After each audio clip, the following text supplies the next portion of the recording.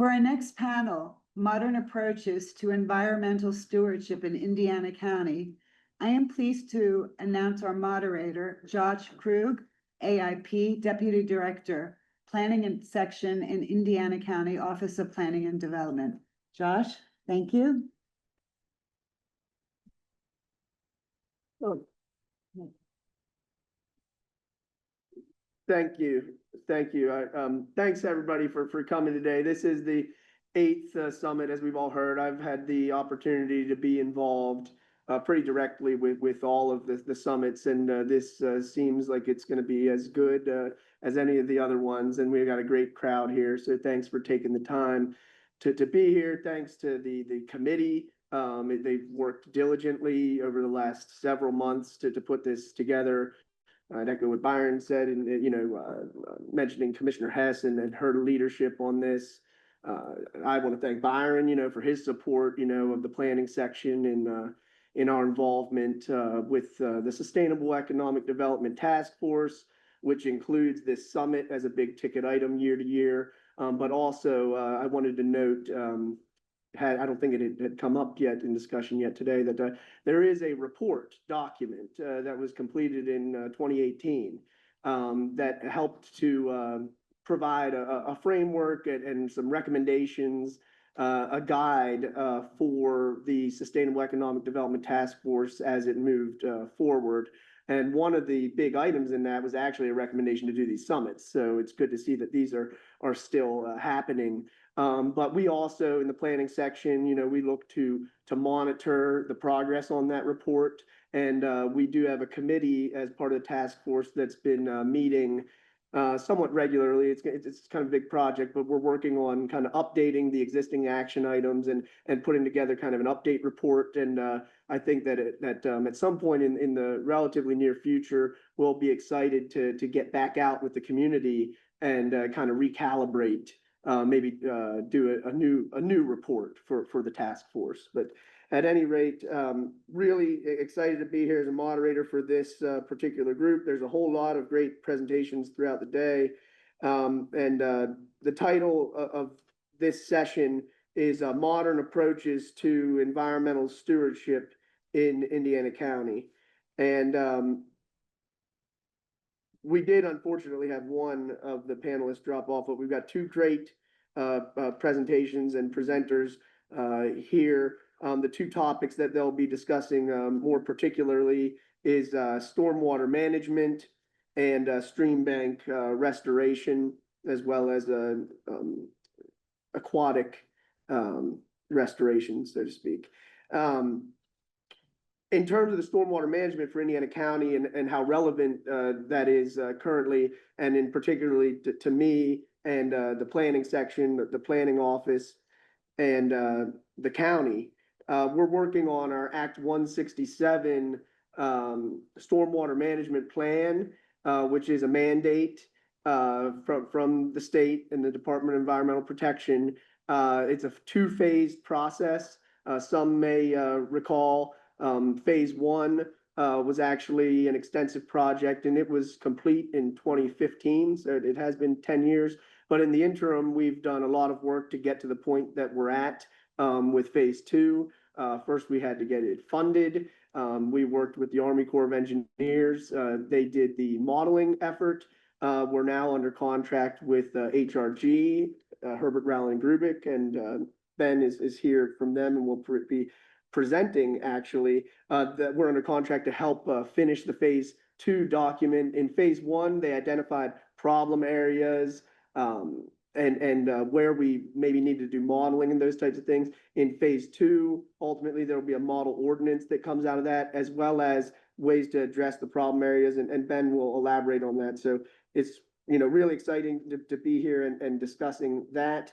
And the other presentation on streambank restoration, the Western Pennsylvania Conservancy has been a part of. It was mentioned earlier. We also have a group that has been around since 2015 or so, called the Indiana County, the Stormwater Education Partnership. So that's a group, we typically meet monthly. Lately, it's been bi-monthly. Lately, our meetings have been at White Township. If anybody's interested in either the Act 167 Stormwater Management Plan or the ongoing work of the Stormwater Education Partnership, feel free to contact me or Scott here.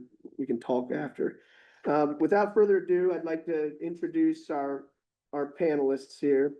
I'm going to introduce Ben first, and then he'll give his presentation, and then we'll introduce Isaac. Sorry, I lost my page here. Okay, be introducing Mr. Ben Gilberti. He's the Assistant Vice President of Operations at Herbert, Rowland, and Grubic's Pittsburgh office, where he has worked since 2002. He has led numerous planning, infrastructure, and municipal engineering projects with a focus on stormwater management. His expertise in cost-effective design and funding partnerships helps municipalities meet infrastructure needs while maintaining tight budgets. Ben was instrumental in forming Western Pennsylvania's first regional stormwater authority through the Southwestern Butler County Regional Stormwater Management Collaboration, which received the 2024 Governor's Award for Excellence in Regional Government. A licensed professional engineer, Ben holds a BS in civil engineering from Penn State and serves in multiple local leadership roles. I'd like to welcome Ben Gilberti.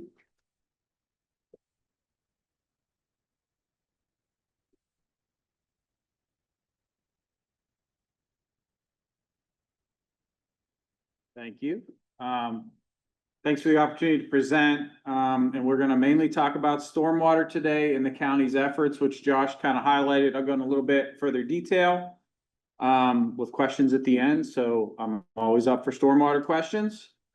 I don't know if I need to explain to this group why we need to care about stormwater. I think everyone's here because they're passionate about the environment, but as you know, stormwater can cause flooding, and that means infrastructure damage, property damage, injuries, death potentially, and down to traffic accidents. That impacts everybody's life, no matter where you sit. Those impacts also can impact stream erosion, cause sediment within streams to move, which causes other challenges, impacts infrastructure, causes damage, people lose property, make unsafe conditions. So that's why we care, right? How do we do this? Through Act 167. That is the governmental tool, the legislation that is referred to as Act 167, and with the goal of looking at stormwater from a watershed basis, which is very necessary, but also to try to standardize regulations so everyone's playing by the same rule book. As Josh had mentioned, the county has completed a phase 1, kind of the feasibility study of what do we need and where are we going. They now have funding, which we're kicking off next Wednesday at a watershed meeting that is going to be the second more in-depth phase, which I'll talk about here a little bit, but high level, we're trying to find that roadmap for stormwater through Indiana County. And we're looking to try to address the problems that have been identified in phase 1 and open to some new ones. So that's the overall benefit, right? It's a 3-tiered approach. We want to give guidance to municipalities that may not have the tools and understanding of why this needs to happen. We want to look at stormwater while watershed is the goal. Watersheds are hard to manage sometimes. So we're looking at a county level, and we want to have a good plan and guidance to get some of these problems fixed that are impacting people. Again, prior meetings in the phase 1, folks came, got their feedback. It's called a Watershed Planning Advisory Committee. You'll hear WAPAC. Engineers love acronyms, so I apologize up front, but WAPAC's the one you're probably going to hear. Those problem areas were identified. We are aware those things are pushing about 10 years old, so they may have gotten worse. They may have gotten fixed. There may be a different project or problem that's shown itself that's more critical. So that's what we're hoping to cover in phase 2. In addition to that, the county was very successful in leveraging the Army Corps of Engineers to do some water modeling or watershed modeling of the Black Creek watershed. And we're able to take that planning level engineering and calibrate it to real world stream data, which is going to be very instrumental moving forward. Indiana County is kind of unique. You're kind of at the top of the hill. You've got, if I counted right, 15 different watersheds with water going every different direction, which is very unique, given just kind of your placement, right? You're at the top of the hill. Some kind of quick facts on that: 308 miles of abandoned mine drainage, 182 or 81 miles go through agricultural, 28 miles of stream bank modifications, and 20 miles that are impacted by urban runoff. So just some kind of facts of what is the makeup of the streams in the county. This map, the red dots are showing kind of the feedback that was received from those that participated of where the problem areas are. And you can see they're spread throughout. There's areas where they're concentrated, but there's no area where there really isn't any. So everyone's being impacted by stormwater. We talked to that modeling, right? So what is that? That modeling, looking at these creeks, what did it tell us? That modeling is telling us that based on future land use projections, if stormwater is not managed correctly, you're going to see a 17% increase in peak flow, right? When it rains, that peak flow in Blacklick Creek, and you're going to look at Tulick Creek of up to 58%, right? So that means that the amount of water that's coming down is going to come more, which is going to overrun your pipes potentially, cause erosion, impact people. So that's what, again, why we want to care and why we need this planning effort. What we're doing in phase 2. This is the important part. We're going to start looking at collecting and reviewing the data out of phase 1 and updating it. Again, it's 10 years old. We want to make sure that we are working with the current data and people are heard and participate to understand the problems, to find those solutions. We want to put a priority on those problems to say, hey, money's always tight, opportunities are tight. Where is our biggest impact per dollar per storm event? Where do we focus on first and second? And that doesn't mean that, we won't start number 2 till we find number 1, but where do we want to channel our energy and channel our time? We're going to look at planning level strategies of how do we fix this? Is this pipe too small? Is this bridge too small? We need to make it bigger so it's not backing up flooding people. Do we need to do release rates in this area to try to make up for some past history or based on geologic conditions? Is there opportunities that may not be stormwater, but we could dovetail a stormwater effort with an acid mine drainage effort to do one project to impact two problems, right? We're looking for those things. We're going to summarize all of this in a report because as people change on municipalities and people change on boards, we don't want this to sit on a shelf and not have an impact. We want to be able to spread that work down through and work the plan. We're going to come out with some recommendations. One of the recommendations will be a model ordinance that will be shared to all municipalities, which will be consistent with new DEP regulations. So everybody's playing by the same rule book, including the developers. A lot of the developers understand why stormwater is important, but time is of the essence. Permits are important. Just let me know what rules I need to follow so I can budget for it, plan for it, do it the right way and move forward. Same with municipalities, right? It's frustrating when the downstream municipality blames the upstream municipality because they're not following the rules, and that's why I'm getting flooded, right? Let's give everyone the same rule book. So that'll all be compiled and reviewed by DEP and be the final plan with the deliverable. Do we know yet who will be reviewing those plans? The final plan?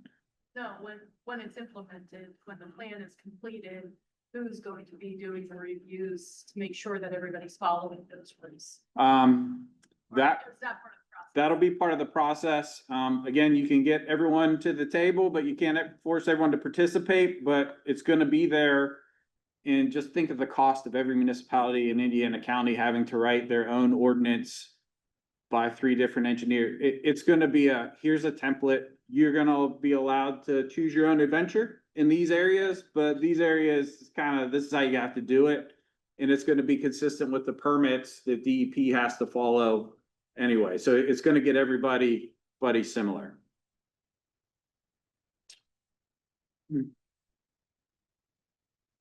Again, covered this a little bit already, but the public participation is key. So if you have the opportunity to participate at these meetings, get that good data in.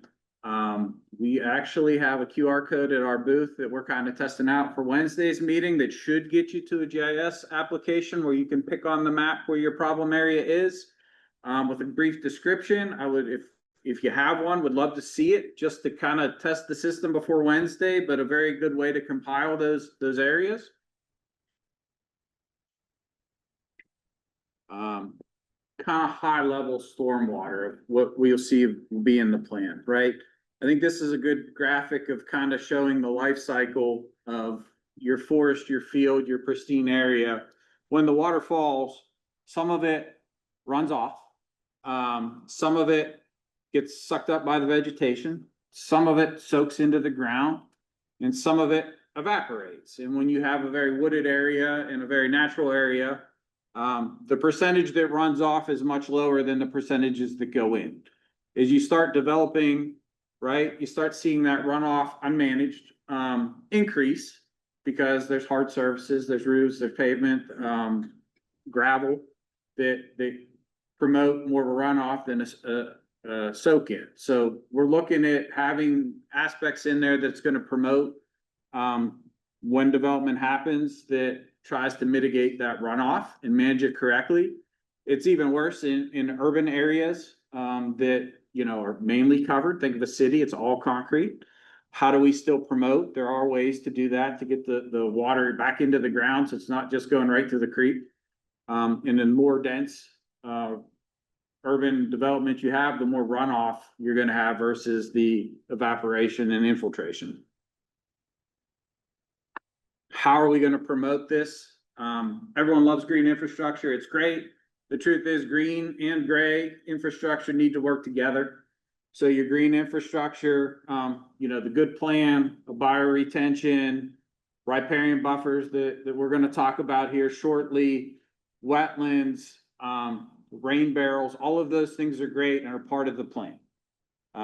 Also part of the plan is going to be your gray infrastructure, right? We're still going to have to pipe some things and making sure they're the right size. We're going to need to make sure that we have basins to hold the water back, to slow it down in the release.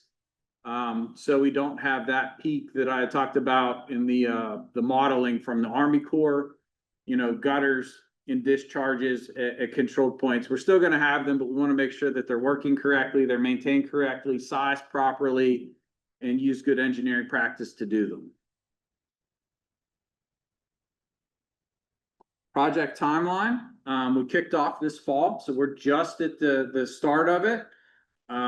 Again, our first WAPAC meeting is Wednesday, so we're gonna start kind of getting people engaged, getting that feedback, figuring out how to communicate best to the audiences and get that information in.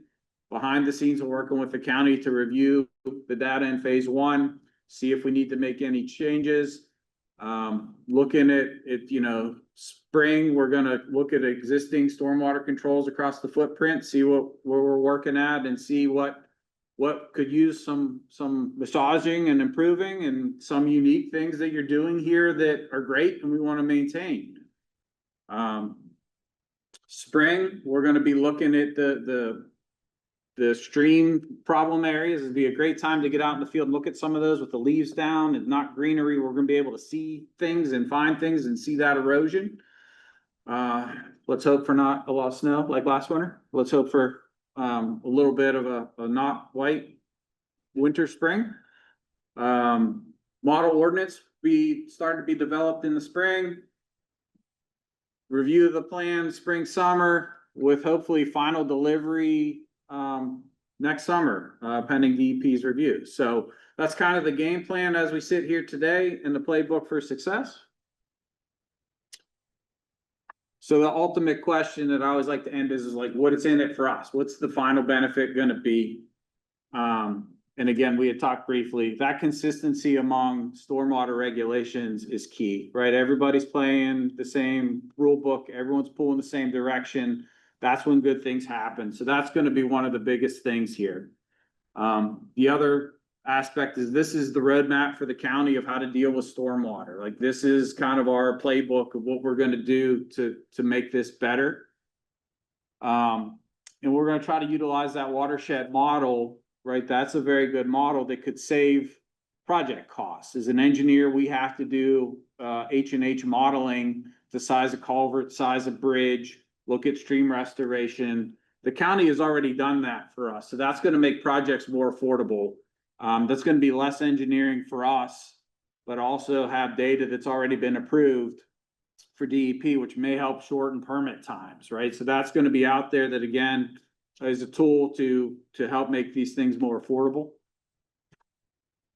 I always love this picture, and in my background, I've worked at stormwater planning at the large level, but also local municipality levels. And this is a picture that I've taken, right?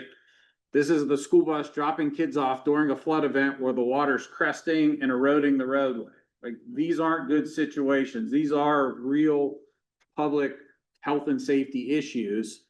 And when you go to a municipality, right? No, it's not mine. It's your fault. It's this one's fault. That doesn't solve stormwater. So this plan is going to get people around the table talking about the problem together with the hope of, you know, we're not going to be pointing fingers. We're going to work together. It's a fact. I know there's some legislators or former legislators in the room here, multi-municipal projects where folks are working together that are benefiting the most people tend to be the ones that are easier to get grants for, right? This tool will help people work together to solve the problem that's impacting everybody versus competing against your neighbor. Enforcement, we had talked about the model ordinance, right? For everyone to write that model ordinance is going to be 10 or 20 times more than adopting kind of the standard guidelines, saving money. And then just seeing who is reviewing these plans, and do we have people that if a municipality is not capable, is there a way to do that through the county or some other way so we're making sure that the work is done correctly? Again, that regionalization and stormwater is key. Stormwater doesn't turn at the municipal boundary. It's going to go downhill where gravity and the stream's going to take it. So we need to work together. The solution to our problem where I live may be going upstream to my neighbor municipality. Trying to spend my tax dollar in a neighboring community is a tough hurdle sometimes to overcome. But if we're doing this as a true regional effort, we understand that's where the benefit is, and the project in my neighborhood might be 1/10 of the cost of trying to fix the problem where I live. So, you know, that's an opportunity, and looking for efficiencies to try to get that done as cost effective as possible. Problem area list. They just have a list of where all the problems are with planning level solutions, get you ahead of everybody. It allows you to start capital improvement planning of if we want this project done, we need to start setting money aside or finding ways to fund it. Smart development. I know I've had success with other developers. If you can identify that there's a problem before they develop, they may be willing to throw money at or infrastructure at or a solution at that problem on their nickel to help make that cost more affordable for the municipality. And having a list that's well thought out, well planned with a good budget really makes for a strong grant application that gets everybody's right. Everyone's competing for that same dollar. If I'm here saying, I have this problem, I don't know what it's going to cost, but I need money, versus I have this problem, we've looked at it, we've started the permit effort, the engineer says it's going to cost this, that's going to be an easier project to get grant funding for. So with that, if there are questions that are brief, I can take them now, or we can save them to the end, whichever moderator wants to do. Thank you, Ben. If there's any questions that you're just burning to get out, or, just, we can do a couple now. We'll also do questions at the end, there's somewhat related presentations, so you can have questions for Isaac at the end, or you may hold them for Ben. Does anybody have any question they want to get out now? Got a specific one for here, right outside the front door. What's the name of this watershed? Oh, hometown one. I'm gonna kick that to. I think that is within the watershed that's modeled. I think that is within the Black Lick overall. And then I think it's within the Two Lick, it may not be. It's within the Black Lick watershed. It is within what's modeled, yeah. Then there's different smaller Yeah. names. But I was in the ones that were listed in the presentation, and I was trying to figure out where that was, because I live a few blocks from here. I keep waiting for the resolution. I live, Okay. And I would note that Indiana Borough does have stormwater management ordinance. White Township does have stormwater management ordinance. There's several other communities in the county that have locally adopted ordinances. What the model ordinance will do, just to elaborate on that a little bit, is it is a requirement to have this model ordinance developed. It's technically is a requirement then at a certain point in time after we have the approved plan and model ordinance from DEP, that all municipalities in the county would adopt the same model or something more stringent is the best way I can describe that. Locally here in Indiana Borough, it's quite likely that the existing ordinance is probably even more stringent than what our model will be. So it may not have a major impact on the ordinance in, say, Indiana Borough or White Township, but what it will have countywide is the problem areas that are being addressed with some potential solutions, costs, and things like that. So it will be a benefit to everybody in the county, this planning effort. Laurie? the very first step is collecting data and plan going. Where are you getting the data from? So those will be public participation through those WAPAC meetings, as well as online surveys. We'll use a couple of planning tools, but if you can't make the meeting, we still want to have some voices. So we'll work with the county and communicate exactly how, but we've discussed online survey monkey type things. Again, we've had the map here with the QR code that can get it in right now and through these meetings and taking it back through municipalities to go talk with their folks. So there's going to be a couple different avenues to gather that information, but that's the plan as we sit today. And I would also note that phase 2 does have a different flavor, so to speak, than phase 1. A lot of data gathering, identification of the problem areas, all that was done in phase 1. And there was an extensive survey that went out to all the municipalities and a lot of surveying as part of that phase 1. Phase 2 builds on that. And frankly, it is more technical in nature. So there's a watershed modeling and they'll use that to help address problem areas, but the WAPAC will still be involved directly in helping to guide the plan development, what's in it, and the model ordinance. One other question. You talk about working with the municipalities within the county and talk about working with the various municipalities within the county and the headwaters of the Black Lick are actually in Cambria County. So we're working with Cambria County and their existing data. I don't know if they have a watershed ordinance. It's covered the model. Yeah, the model covered that. So the model looked at it from a watershed. So as it went into other areas, that has been covered. I see no reason why we couldn't reach out to the county data to, the county planning department there and invite them, whether they choose to participate or not, that is up to them. But again, I think it's an open invitation. Anything else for right now? We can hold questions till the end. Sir? Have you found that the work that you've done here in Indiana County, the education that you've provided, and how much more advanced you appear to be than some other counties, that it requires developers that want to locate here to be much more sensitive and appropriately directed towards things like mitigation, CBAs, those kinds of issues when they want to come to Indiana County? Well, I'll note something anecdotally and then I'll let Ben handle it more, I guess, expertly, so to speak. We do have in Indiana County, 2 years ago, a little over 2 years ago, county commissioners had adopted, well, actually in April of 2023 adopted, and then in August of 2023, a subdivision and land development ordinance went active. And there is a stormwater management component in that ordinance. Our subdivision land development ordinance is in effect in 32 out of the 38 municipalities in the county. Most of those other 6 that have their own local land use also have something for stormwater.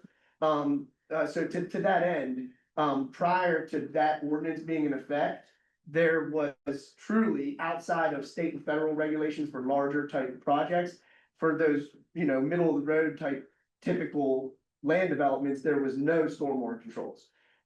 In the past 2 years, we've had several land developments come through our planning commission, some that did have to had required improvements for stormwater, and we've had pretty positive experiences in working with the developers. What we found with that front and just with the saldo in general, the land development, and we heard this going into the adoption of it, was that having standards is actually something that is really encouraging to developers because they know the rules that they have to play by. And I know that could be kind of counterintuitive, some people just automatically think that more regulations is bad. We've actually heard and experienced sometimes the opposite. Yeah, I would say from a larger scale, right, if you're trying to compare Pennsylvania versus a Maryland or Northern Virginia, Pennsylvania is behind on the regulations. So if a developer's coming from Maryland, Northern Virginia, they're used to doing more than what is required. The biggest holdup that I see reviewing plans and also working on sometimes the private side with that in my experience is when you have a DEP regulation that conflicts with the municipal regulation, and now they're doing 2 reports, and how am I supposed to meet this and this? They're 180 of each other, and it causes delay in the time. That's what kills the development. Yep. Thank you. Yep.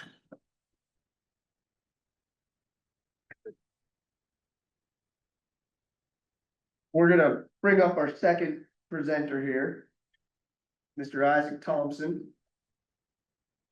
And Isaac is a 2023 graduate of IUP's geography program. Since then, he's been an employee with the Western Pennsylvania Conservancy, the WPC. At WPC, Isaac works with many partners and conservation stakeholders to increase aquatic organism passage and natural stream connectivity throughout Western Pennsylvania. In addition to his primary duties at WPC, Isaac participates in a diverse array of fieldwork, including electrofishing surveys, riparian tree plantings, and working on nutrient management plans for local agricultural operations throughout the region. Very relevant. In his free time, Isaac enjoys hiking and camping, reading, playing music, and spending time with his family and pets. I'd like to welcome Isaac Thompson.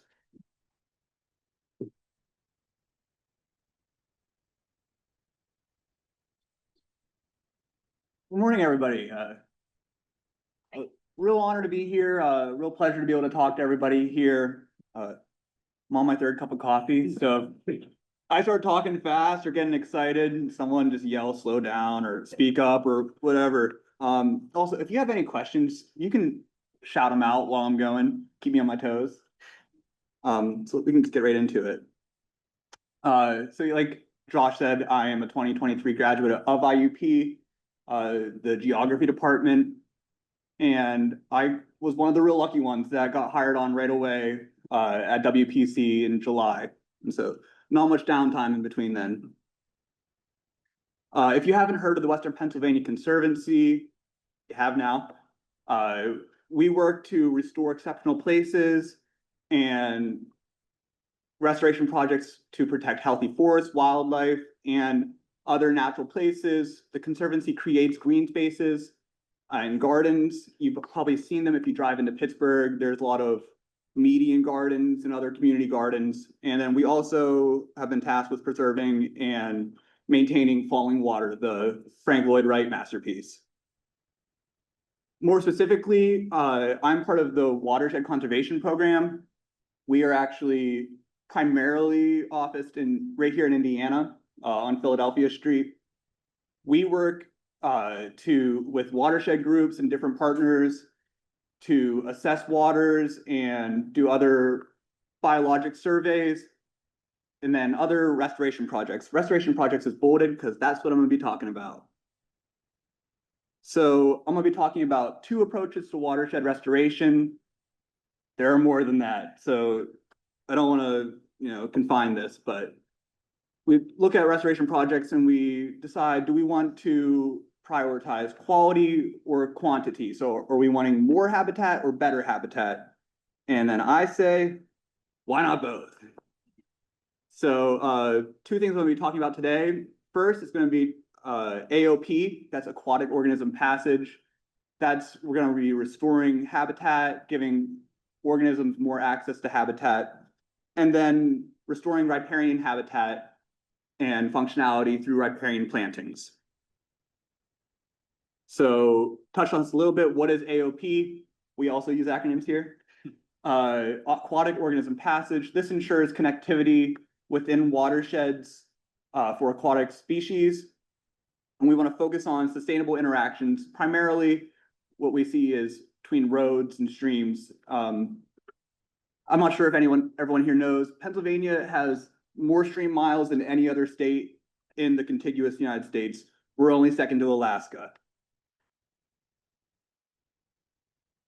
And then so here we see there's a culvert, and then after a project that we completed, we can see that we opened up the streamway, allow for more water to go through, and then still allow for traffic over top. So the first thing that we want to do is track AOP. And we are using the North Atlantic Aquatic Connectivity Collaborative, or if you're a fan of acronyms, NAC. This was created right after Hurricane Sandy, and it was a result of roadways being washed out after these storms. They had a lot of inadequate infrastructure. And so the first step was understanding the landscape and understanding where these problematic culverts are. And then also it standardizes a survey protocol to actually survey these crossings. It uses qualitative and quantitative data, and then uses a coarse and numeric scoring procedure. So you either get a score that says, full AOP, no AOP, and then we also get a score between 0 and 1 that quantifies that passability. We also like to track projects, one being completed projects, knowing who's doing these projects, where they're going in, how many miles they're opening up. Queued projects, so projects that are in the works, knowing when they're going to go in, how we can help. And then prioritizing potential projects, picking out areas that we know are problematic and pushing for those to be, remediated. And then lastly, we want to track our progress. So that looking at the watershed and regional scale, looking at upstream miles of reconnection, how connected are our watersheds for species, and then also just for the regular functionality of these streams. So here I have a map. This is pulled from that NAC data that we have. All those little black diamond looking things, those are actually like just tiny dots, but those are all unassessed crossings within just Indiana County. And so there's a lot to do. All those green ones, those are ones that either we at Western Pennsylvania Conservancy or the Game Commission, you can see a lot of these survey crossings are on public lands. So these green ones are fully passable. They're great. We don't need to do anything with them for the time being. And then these orange and red ones that you see, they kind of look the same on the screen, I think. Those are problematic crossings. Those are crossings that are either undersized or were built sometimes over 100 years ago. We get to see the stamps on them a lot of times, and a lot of them are 1910 or throughout the 30s. And so a little example of what these dots might look like.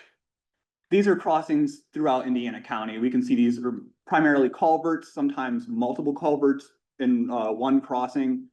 Just their main goal, they were put in so that water gets from one side of the road to the other side of the road, and not much other concern there. Picture all the way on the right, that's actually one of our employees. He's doing the survey right there. You can see there's a measuring device at the edge of the culvert. And so we have these problematic crossings, and then the next step is to replace them. And so we want to remove these, and we want to put them in AOP friendly infrastructure. So on the left, you're going to see it's an aluminum pipe arch culvert. That is usually indicative of a project by the Dirt and Gravel Low Volume Road Program. It's a publicly funded program. They replace culverts and put in these AOP friendly crossings. You can see that there is banks on both sides. It's capable of transporting a lot of water. Even in a 100-year storm event, that water should be able to go all the way through without disturbing too much of the landscape. And then on the right, we see that's a spread footer timber deck bridge. Usually that's what the Game Commission has been doing. We've been doing a lot of projects with them where they replace their problematic culverts on their game land roads with these very simple structures, gets people from one side of the stream to the other side of the stream, and more importantly to me, it gets the water from one side of the road to the other side of the road. A fish that's in that water shouldn't even know there's a road above it. Question, is that for walkers or? This is for vehicle traffic. So on the right, the Game Commission, most of these are put on gated private roads throughout the game lands. If there is more public traffic, there are other things that they have to do, like different guide rails on these bridges, but primarily it's just for seasonal traffic on gated roads. On the left, that's a public road, so that will be open to public all the time. Does that answer your question, or? Thank you. Yeah. Thank you. And so I want to talk about who benefits from AOP. And the short answer is everyone. The environment, the organisms, the natural processes, and all of us as residents. So these organisms, we're giving them access to this habitat. We're giving them access to their cold water refuge. A lot of organisms for their life processes need access to this upstream habitat that otherwise is blocked by these culverts. Also genetic diversity, having access to a larger population so that these organisms are able to spawn and breed. And then road owners, they benefit because this naturally mitigates flooding. This allows large amounts of water to go through the road. It reduces sedimentation, so building up in the culvert pools. Municipalities pretty frequently have to pay somebody to go out and dredge these, keep them free of filling up with sediment. And then also this is going to reduce bank erosion by less water is piling up, it's behaving more naturally, it's going to act as a stream is going to act. And then residents are going to benefit from this. Like I said, the NAC protocol was created after Hurricane Sandy. People were isolated from EMS. You know, you have these large rain events which are becoming more frequent. Roads get washed out and people are isolated and they don't have access to emergency services. And we want to make sure that this doesn't keep happening. We want to keep people connected. So moving on, we're going to talk about riparian plantings. This is another big thing that we do. We've been doing this actually this week. I've been at 2. Over the past 20 years, we've collaborated with plenty of partners, private and public.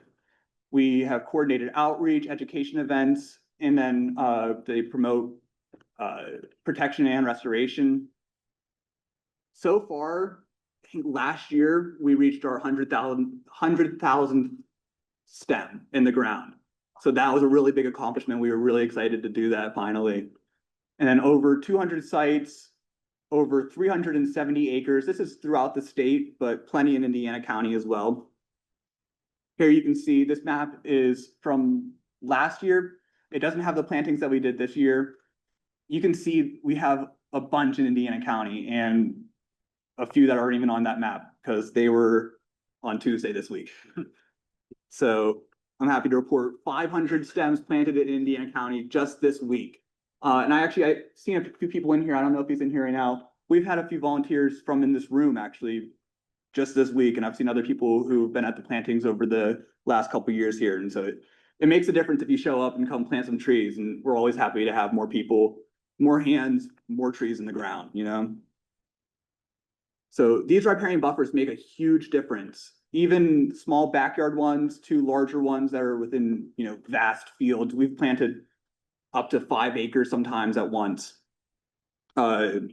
These trees intercept rainfall, they reduce runoff and erosion, they provide shade, they cool the stream, they stabilize the banks. Their deep roots do a lot more than turf grass can do, and they contribute to wildlife habitat, and they also increase the value of these properties. Here we can see the width of these buffers does have an effect on how effective they are or what services these buffers are providing. Even at the small scale though, within 35 feet, we're stabilizing the bank, we're cooling the water, we're keeping it shaded, keeping habitat right there. Once we spread it out a little bit, we are starting to capture nutrients that otherwise will be running into these streams, keeping these streams free from eutrophication. They're filtering sediments that would otherwise wash into these streams and flow downstream to, you know, whoever's going to receive that water. And then also providing habitat to birds and other creatures that, you know, prefer these riparian areas and prefer having forested areas. Top down, the trees are doing a lot. Top, they're intercepting the rainfall, they're slowing the impact of the actual rain on the ground. They are providing shade. In the middle, the trunks are slowing water as it flows past them. And then even at the bottom, these roots are penetrating the ground. They're making it more porous, making the soil more, promoting its ability to really absorb this water. This water won't even reach the stream. It'll end up into the groundwater and not be a flooding hazard. Also, there's a lot more. I can't really fit many more than this on one page. And I think it would get a little bit boring if I just kept reading bullet points. Here's a nice visual. This is at Yellow Creek. This is right at the day use area. So if you make a trip to Yellow Creek anytime soon, pull into the day use area. This is on the right as soon as you pull in. We can see there's a reference tree right in the middle that's circled and a pretty bare field. We planted this, and then within about 4 years, we have something that looks like this. We have the trees poking out of these tubes, and they're starting to actually, you know, improve the infiltration of the water, making the soil more porous and providing habitat. And then after about, I think it's about 7 years later, this is what it looks like. This is a couple years ago. And if you want to see what it looks like today, I don't have a picture, so you have to go out there and, you know, spend some time outside. So wrapping up, we talked about aquatic organism passage, AOP. Remember that word because it's going to become more important, and we want to be, you know, in front of the curve with this one. We want to assure habitat, continuous habitat for these aquatic species. We want to protect our road infrastructure, keep residents connected to emergency services, and also improve the, you know, the general health of these populations at the genetic level, at the population level, and then even at the community level. Riparian plantings, like I said, we're going to protect these streams. We're going to protect them from erosion, eutrophication, and flooding. We're going to provide shade for water, terrestrial habitat, and they're really pretty. And you'll see them when you drive by. You're going to see these places, and we're going to make more opportunities for recreation and for more people just to spend more time outside. And so that's all I have to say. If you have any questions, you can ask them now. Comments? Any questions right now for Isaac or any additional questions for Ben? He's gonna bring a mic. I just wanted to add, how I hope we can notice how these two items work together.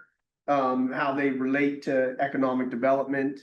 And just wanted to note the aquatic organism passage buzzword is, kind of, I like to learn something new. I hadn't heard that yet at the summit, so we'll take that back.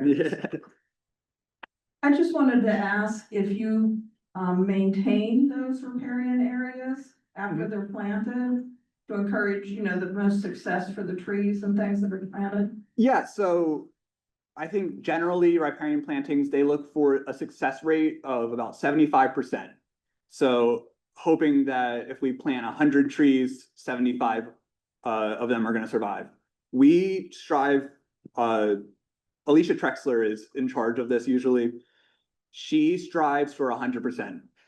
And so we go back, depending on the funding availability, maybe once a year, and we put down weed suppressant mats, we straighten those out, we fix the tubes that the trees are growing in, we water the trees, especially in times like we had this summer with drought. That's pretty important right now. So yeah, depending on the availability of funding, we do our best to keep going back and maintaining these areas.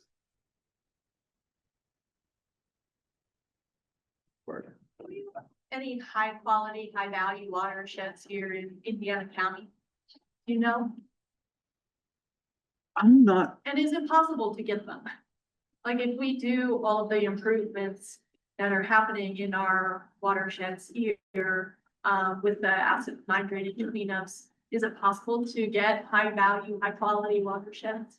I would absolutely think so. I mean, we talked about how Indiana County has so many different watersheds. We're at the top of the hill. And so these headwater areas are really important. And if we can protect those waters flow down into other areas. And also have less flowing into them. So if we have, these pristine headwater areas that don't have AMD, we can keep protecting them. And, if they're not exceptional right now, maybe we're not, using the word exceptional correctly. I will say anecdotally, I have heard, fish coming back already to some areas. We've all heard the stories of the Conemaugh being cleaner and now seeing otters down that way, et cetera. So I would say they're getting better in terms of the classification. We'll have to see, but I think we're trending in the right direction. I think our conservation district folks might have an answer to that. Doug? Yeah, I Do we just have a want to say mic? that we do have Mike? high quality acceptable value streams. In Indiana County, I can tell you exactly where they all are, but if you want to look at a success story too, if you look at the Bear Rock watershed, which is in the top right corner of Indiana County, it's heavily impacted with being mine drainage. Most of that stream is recovered, it's naturally reproducing trout habitat, it's a significant recovery. You're going to see as the treatment system used to work in Blackfoot Creek, one in Bittendale, that you're going to see 22 miles of Blackfoot Creek come back to life. It's happening right now. That's through the work with Blackfoot Creek Watershed Association. We have a treatment system that we manage that's on 2 and 3, just below the dam. There's a source of impairment. It's at Waterworth County Park. That also is a naturally reproducing trout fishery. So we have a lot of high quality acceptable value water in Indiana County. We also have a lot of more works to do. As you saw in some of the other maps, how many miles of streams are with AMD, agriculture, stormwater, other impacts. So we're making a lot of progress, but there's a lot still. Thanks, Doug. One other thing I would add to that, with our Act 167 Stormwater Management Plan, conservation's a key partner in that effort. I'll say it mostly is a water quantity item, typically like the model ordinance, et cetera, is about quantities, runoffs and flows.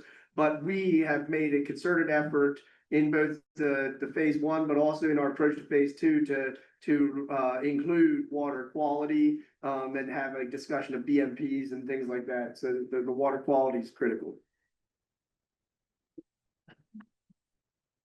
Hi, I was just curious if you could give me some more specific details on the types of trees that you're using in this project specific to this area. Because when you Google it, you just get a list, and I didn't know if there were ones that were more successful. Mm. In Indiana County specifically, I'm from Home City, but I mean Indiana County in general. Yeah, so we plant only native Pennsylvania trees that are successful in riparian areas. So that would include different varieties of oak. So we have some pin oaks, we have some swamp white oaks. We plant a lot of locust trees, and willows are really good at soaking up a lot of water. So a lot of those. Another thing about willows is that we do a thing called live staking. So it's a pretty economic way. You cut pieces off of an existing tree and you just like literally you hammer it into the bank, and that tree finds a way and it grows right there and starts stabilizing that bank. Shrubs we plant, different types of, so red buds are a pretty popular one. People like the looks of them. We have a whole organization called Project Redbud. They plant city trees as well. White pines we plant, they like a little bit more of the upland areas. So if we have a wide enough buffer, we can move up into the little drier areas and plant some white pines and dogwoods and lots of different varieties.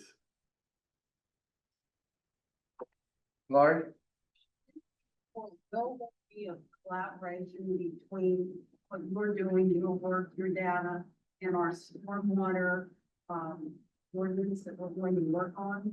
I would think that, you know, we can identify spots that are flooding a lot, that need stabilized, need restoration, that you guys should be talking to each other. So I would recommend that, you know, you be part of the storm team to be proceeding.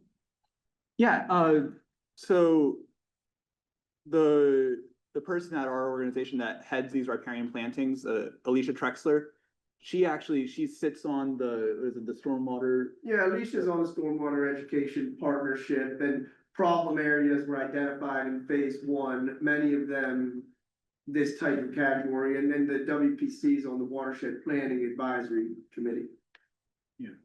And to speak on the 167 aspect, you know, that slide I had with the green and the gray infrastructure, riparian buffer, stream bank restoration for stream bank erosion. This is the #1 green infrastructure tool to address those issues. So it will be part of